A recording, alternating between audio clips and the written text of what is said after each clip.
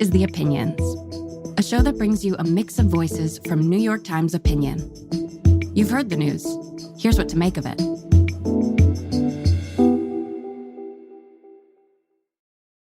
My name is David Brooks. I am a columnist for the New York Times, and I write about politics, I write about culture, I write about social science, and from time to time, I write about world events.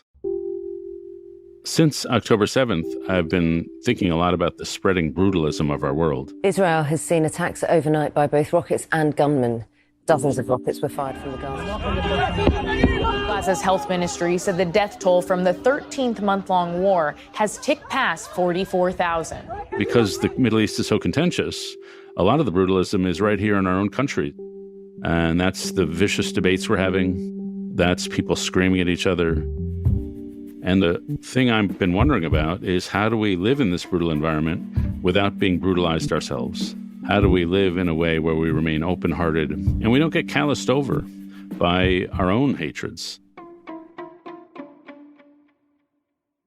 We're not the first group of people to live through brutalistic times. So I wanted to learn from the wise people in the past, how do you stay humane in times that are inhumane? And so I went back to true intellectual and moral traditions. And those two traditions are symbolized by two cities, Athens and Jerusalem. And they're different, these two traditions, but they each have resources upon which we can draw. And so, for example, the Greeks lived with constant warfare between their city-states, and they developed what you might call a tragic sensibility. And I think this sensibility taught them a couple things. First, it taught them a sense of humility, that our accomplishments are tenuous. We can't really control our destinies, and we just have to face that. Humility is not thinking lowly of yourself, it's seeing yourself accurately. Second, suspect rage. If you go back to the Iliad, the great work by Homer, the word rage is in the very first sentence. And we see characters like Agamemnon and Achilles who are being stupid because they're filled with rage. And if you look around the world today at the protests and the rallies, you see so much rage. The Greeks would say to those people who are filled with self-righteous anger, sure, it feels delicious to be filled with rage, but you're blinding yourself to reality. You're simplifying the world. You're desensitizing yourself to the horror that is all around you. Another tradition that I think can teach us a very important set of lessons is centered around the city of Jerusalem and the three Abrahamic faiths. And these faiths emphasize what you might call recognition. And that's the idea that every human being from birth needs to be seen and recognized and respected. And so one of the great things you can give to another person is the gift of seeing them, the gift of paying attention. And so the Abrahamic traditions teach us to lead with love even in hard times. And so in dangerous times, your instinct is not to want to cast the just and loving attention on others because it seems soft. It seems like you're leaving yourself vulnerable. And indeed you are. It's dangerous to be gentle and open-hearted in hard times. But it's also dangerous to shut off your heart. The Greek tradition is big on prudence and how to be skeptical.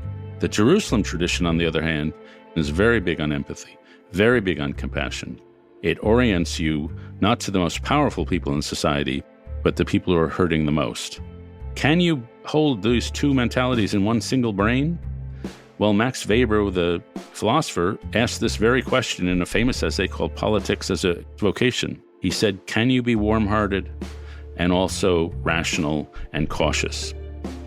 I try to think, how does this play out in my own life? A couple days ago, I was doom scrolling through social media, and I was looking at all these images from the Middle East, and I was getting disturbed. And then I flicked down my social media feed, and I see an old video of James Baldwin being interviewed. The world is held together, really it is held together, by the love and the passion of very few people. Otherwise, of course, you can despair.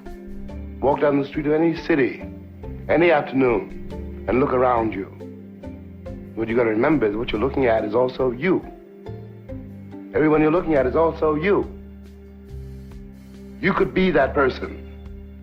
You could be that monster. You could be that cop. And you're to decide in yourself not to be. And so amid that social media doom scroll of inhumanity, suddenly Baldwin was giving us an example of great humanity. And the phrase that leapt to my mind as I heard him was defiant humanism. It's easy to be a humanist in good times, but to be a humanist in bitter times, in bitter circumstances, that is truly a heroic act.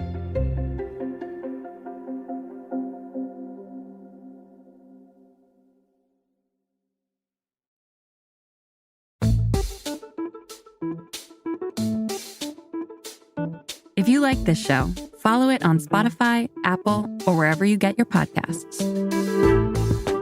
This show is produced by Derek Arthur, Sophia Alvarez-Boyd, Vishaka Durba, Phoebe Lett, Christina Samuelewski, and Jillian Weinberger. It's edited by Kari Pitkin, Allison Bruzek, and Annie Rose Strasser. Engineering, mixing, and original music by Isaac Jones, Sonia Herrero, Pat McCusker, Carol Saburo, and Afim Shapiro. Additional music by Amin Sahota. The fact-check team is Kate Sinclair, Mary Marge Locker, and Michelle Harris. Audience strategy by Shannon Busta, Christina Samuelewski, and Adrian Rivera. The executive producer of Times Opinion Audio is Annie Rose Strasser.